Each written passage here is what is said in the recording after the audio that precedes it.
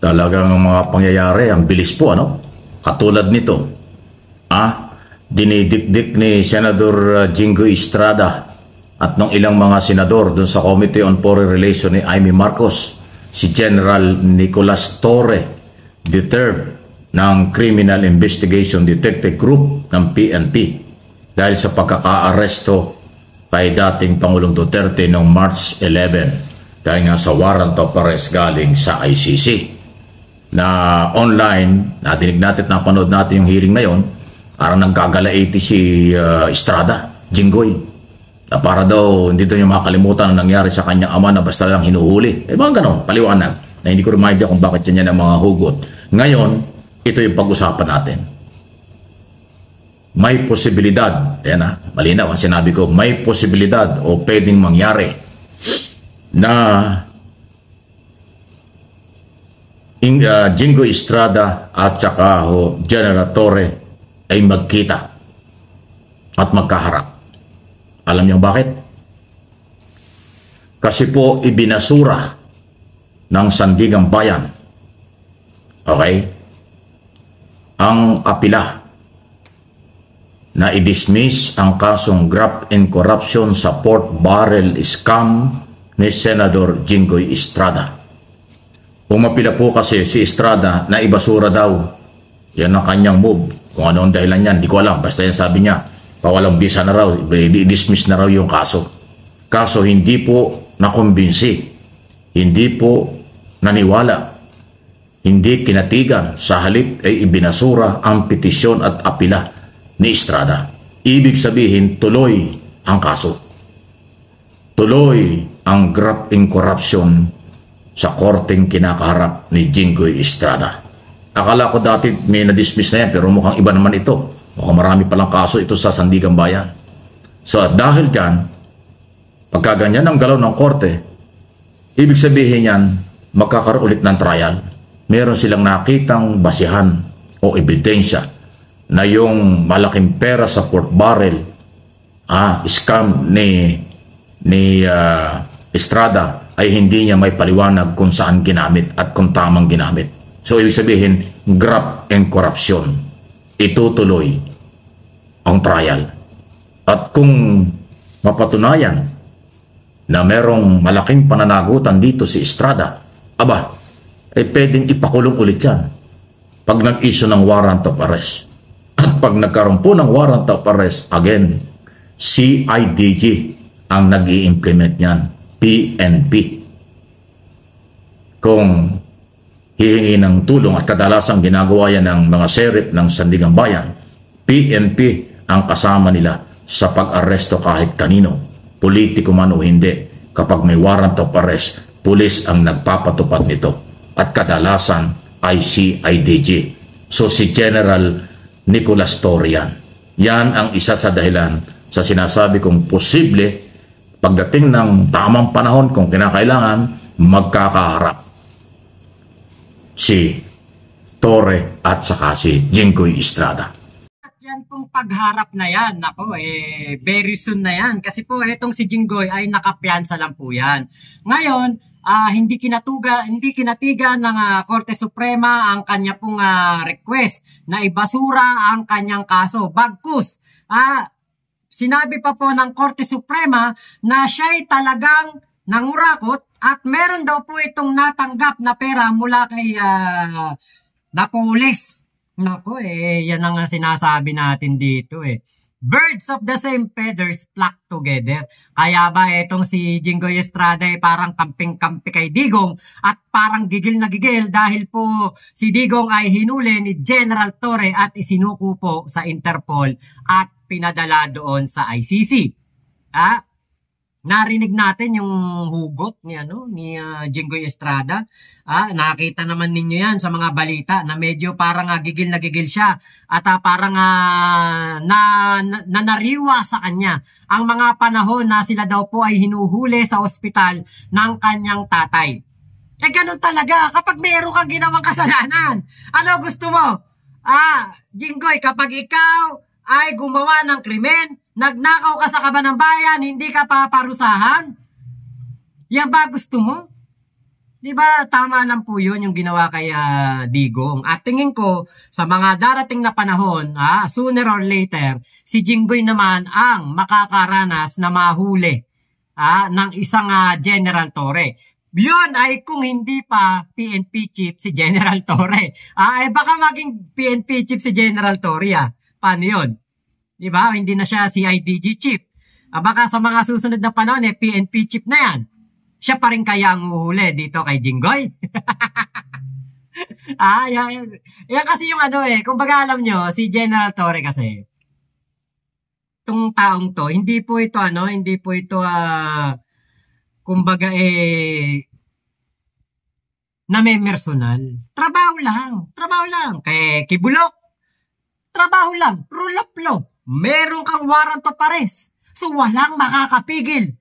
Kahit na harangan nyo pa ng napakaraming KOJC member, si General Torre, hindi mapipigilan yan ang warrant of arrest. Kay Kibulok, di ba naipakita na ni General Torre ang kanyang paninindigan? Lalo na dito kay Digong, na talagang kahit na pigilan pa siya ni Medialdea, pigilan pa siya ng mga kung sino-sinong kasama nitong si Digong doon sa Villamor Air Base, wala pong nakapigil. At naisakatuparan po ang paghuli kay Digong. Kaya kung meron man pong tamang tao sa paghuli sa mga ganitong sabihin na nating VIP, wala na pong iba yan kundi si General Torre. Sana nga etong si Jinggoy ay hindi pa PNP chief si General Torre kapag lumabas ulit ang kanyang warrant of arrest. Kasi naka-bail lang po yan on bail lang po itong senador natin na si Jinggoy.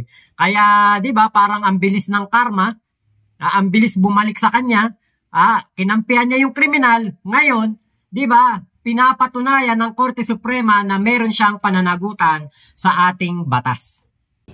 Kapag merong warrant of arrest, kung yung mga gunita, matagal nang sinabi, paulit-ulit na sinasabi ni Torre, basta merong court order, kahit sino, huhulihin niya.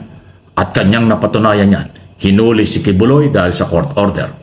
Hinuli si Duterte dahil sa warrant of arrest, court order. Ito pa kaya, senador? Bakit hindi huhulihin niya?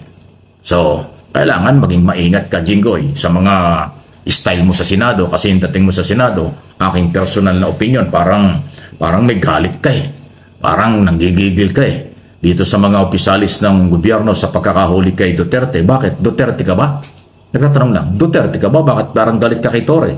Paulit-ulit ang paliwanag ni General Torre, sumunod lang sila sa Interpol na may dalang warrant of arrest. At wala silang choice kung hindi ipatupad ito dahil obligasyon ng Philippine government na tumulong sa Interpol dahil member tayo ng Interpol. Ayun ang sinasabi ni Torre, pero nanggagalaiti kayo. Ayan na ngayon. Tingnan natin. Ayaw kong pangunahan ang iba pang issue kung ano mangyayari. Ang atin sa pantahalang, kung sakali, base dun sa pag-reject sa apila na magtuloy-tuloy pa ang kasong ito, pwedeng mahuli ulit, pwedeng ipakulong ulit ng korte ang senador. At pagka umabot sa ganon at may mga court order, yan na naman ang pagkakataon ni Torre. General Torre III, kung paano huhulihin ang isang senador. Nyo, ngayon kapag po may mga matataas ang ranggo, matataas ang pwesto sa lipunan, lalo na mga senador, di ba? Dating presidente. Nako, wala nang ibang naiisip ang ating mga kababayan na huhuli kung hindi itong si General Torre lamang. Ito po kasi, kumbaga aral na to sa ating mga kababayan. Itong nangyayari kay Jinggoy. Kita nyo, pinatunayan ng Korte Suprema na talagang itong si Jinggoy po ay meron talagang pananagutan sa batas. Meron talaga siyang kailangang bayaran sa ating mga Pilipino dahil siya'y nagkasala sa batas. Meron siyang nalabag na batas na pagnanakaw sa kaban ng bayan. Napatunayan ng Korte Suprema na meron po talagang probable cause yung kaso nitong si Jinggoy at kailangang magpatuloy at ibinasura ang kanyang petisyon. Di ba? Ito'y aral na eh. Huwag na tayong bumoto ng mga merong record ng pagnanakaw. Kapag na-acquit, yun, di ba? Iboto natin kasi kaya na-acquit, dapat tunayan ng korte na wala talaga siyang kasalanan.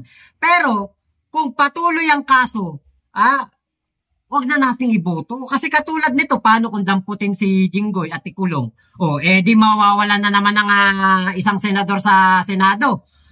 Na wala yung presensya niya dyan. Puro mga tauhan lang ang magtatrabaho. Mga sekretarya lang ang kikilos. Diba? Hindi na po dapat tayong bumoboto ng ganyan. At dapat simulan na yan sa COMELEC. Kaya tayo sumusuporta sa pagbabago ng saligang batas. Itong katulad niyan. Kapag may kaso po pag may kaso ang isang kumakandidato, let's say kumakandidato, kunwari si Boyong, ayan, si Boyong kumakandidatong congressman. Ngayon mayroon siyang kaso. Dapat ang COMELEC, di ba?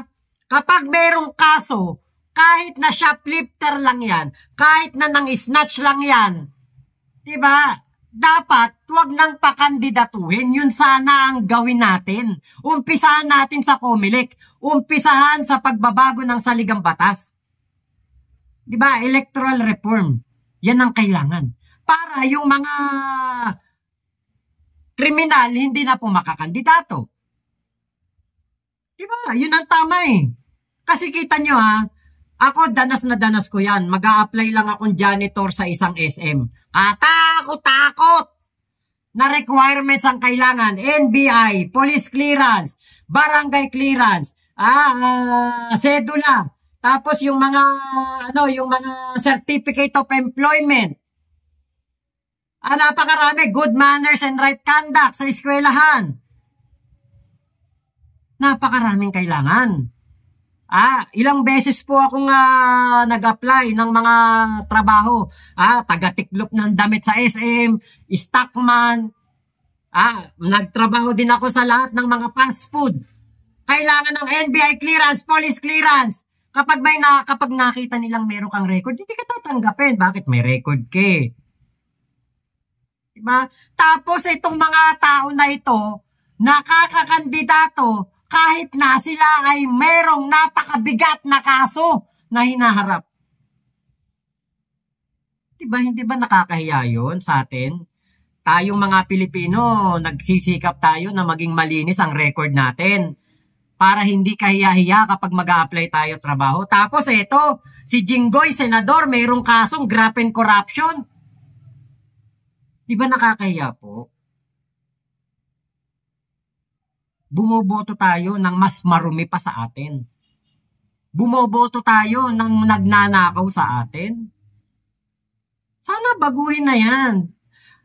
Kapag mag-a-apply ka ng trabaho, maraming requirements dapat. Ganon din sana kapag ikay mag-a-apply sa isang pwesto sa gobyerno, lalo pat senador. Diba kapag merong isang kaso, let's say isang kaso, merong isang kaso na hinaharap, baka pwedeng gawin yung mga reclusion perpetua, yung mga ganyan. Kapag ganyan ang penalty do sa kaso niya, wag nang pakandidatuhin. Pero kapag yung ang kaso naman bailable, kapag yung kaso naman mga mabababa lang, kumbaga yung mga mabababang kaso lang. Pero yung mga ganito, Diyos ko, graft and corruption. Milyon-milyon po ang sangkot dyan. Kita nyo, si Bong Revilla na-acquit. Si Laila de Lima na-acquit. Yung mga ganyan, mabuti pa yung mga ganyan. Na-acquit, na patunayan ng korte na wala talagang kasalanan.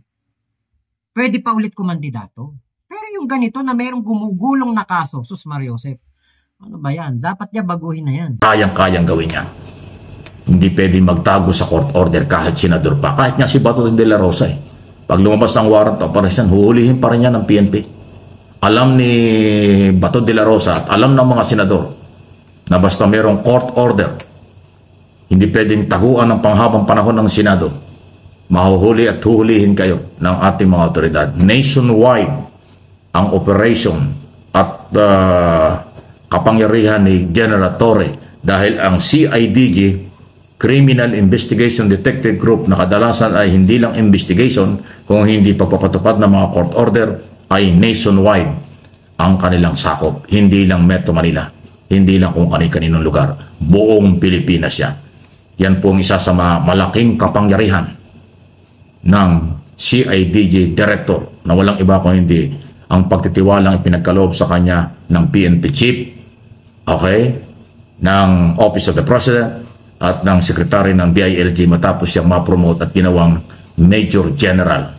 Ako nga, ang tingin ko rito qualified na qualified dito si General Torre III for next PNP Chief. Kapalit ng nagretiro na dapat pero na-extend lang na si Marbil na after election magre-retiro officially dahil tatapusin lang itong election campaign. By June, magre-retiro na yan. So tingnan natin kung sinong ipapalit. Bahala na si Pangulong Marcos kung sino ang kanyang pinagkakatiwala ang ilalagay. Pero marami po nagsasabi, mas qualified, may kakayanan, may tapang, may talino, at may galing itong si Torre para sa pagiging PNP Chief. Pasintabi na po dun sa mga ibang Lieutenant General, 3-star General na maaaring baka magtampo dahil pag seniority yung pag-usapan, mas seniority ang Deputy Director for Operation, 3-star General, Deputy for Administration, 3-star General, at iba pang mga tatlong star dyan. Pero meron pong exclusive na kapangyarihan ng Pangulo bilang Commander-in-Chief ng ating military at police, lalo sa PNP, kahit 1-star lang, pwedeng gawing Director General. O yung mga gunita, ginawa na ni Erap yan. Nung si Erap ay maging Pangulo, noong 1998, ginawa niyang PNP Director General ay si Brigadier General noon, Ping Lacson. Ngayon ay ginawa siyang 4-star General. Yun po ang kapangyarihan ng Office of the President. Kaya pasintabi na kahit 2-star General, Major General pa lang si Torre, kung gugustuhin ng Pangulo at may Secretary Remulla, Jan Vic Remulla ng DILG na i-rekomenda at yan ang gawing PNP Chief, walang pwedeng kumontra dyan. Yan ay exclusive na kapangyarihan ng punong ehekutibo. Ayan, So, ano mangyari? Aabot ba sa pagkakataon Senador Jinggoy Estrada at General Torre ay magkakaharap? Abangan. Please like and share ang ating video. Alam nyo, pag si General Torre naging PNP Chief yan, ayan talaga mararamdaman natin na tayo ay safe. Talagang tayo mararamdaman natin na talagang walang gagawa po ng kalokohan ng mga mga VIP. Yung safe na mararamdaman natin, yung mararamdaman natin na kahit ang mga DDS ay mangingimi na gumawa ng krimen. Kasi ngayon ang mga DDFs, nananawagan ng mga kung ano-anong pag-aalsa. Meron nga akong nakita pinapanawagan na eto si Mima Alicia ay gawan daw po ng masama ng mga gumagamit ng pulburon. Biruin mo, pinapanawagan yun Ganun po katindi. So, kapag si General Torre ang maging PNP Chief, tingin ko, kung safe na tayo ngayon, ramdam natin na merong talagang pangingimi ang mga kriminal na gumawa ng krimen, mas lalo silang mangingimi. Kasi si General Torre, rule of law ang iiralin niyan. Hindi katulad kay Digong, na noong panahon ni Digong, walang ibang naisip kundi gurgur. Kaya ito po, pagkakataon ito ngayon, ng mga kriminal na magbagong buhay na. Kapag si General Torre na nandyan, tingin ko, marami po ang magdadalawang isip na gumawa ng masama. Dahil po alam nila na hindi po sila sasantuhin ng batas ni General Torre. Naipakita na kay Kibulok, kay Digong, at soon, soon sana kay Jinggoy, para masampulan si Jinggoy. Alam nyo, ako wala akong personal na kay Jinggoy Naisip ko lang, wala talaga tayo magagawa kapag rule of law na po ang pinag-uusapan. Wala nang magagawa kapag ito, lumabas ang warrant of arrest nito, kapag ito'y na-convict na sa Sandigan Bayan. Diba? At ito'y kailangan na magbayad ng kanyang kasalanan sa batas. Diba? Kapag siya ay na-convict na, wala talaga makakapigil. Talagang kailangan ni Jinggoy na isuko ang kanyang sarili at kanyang ano ang kanyang sarili na ano tawag dito, yung isuko. Kaya lang alam naman natin na matagal pa 'yan, matagal pa naman ang gulong talaga ng kaso rito sa Pilipinas. Yan po ang yan po ang katotohanan. Mabagal ang proseso ng batas, matagal ang proseso ng sa mga kasuhan, pero sigurado ko na meron pa rin pong hustisya. Kaya nga itong ating mga kababayan hindi po dito nagsampa ng demanda sa Pilipinas laban kay Digong kasi alam ng ating mga kababayan na kung dito sila magsasampa ng demanda kay Digong, baka si Digong abo na, hindi pa po natatapos ang kaso. Sa bagal umusad ng mga demandahan dito sa ating bansa. Ito nga kay Jinggoy, di ba? Janet Lim na police issue pa to, napakatagal na nito, hindi pa natatapos. Kaya tignan natin, baka abutin pa naman ni CIDG Chief General Torre na si Jinggoy ay hindi pa na-convict ng Sandigan Bayan. So, lamang po, maraming salamat sa pagsama nyo dito sa aking vlog na to. Salamat po sa video ni Sir Mike Abe na ating nareaksyonan. Ingat po kayo, nasan mang panig kayo ng mundo. Chup chup, love you. God bless us all, Pilipinas. God first, salamat po.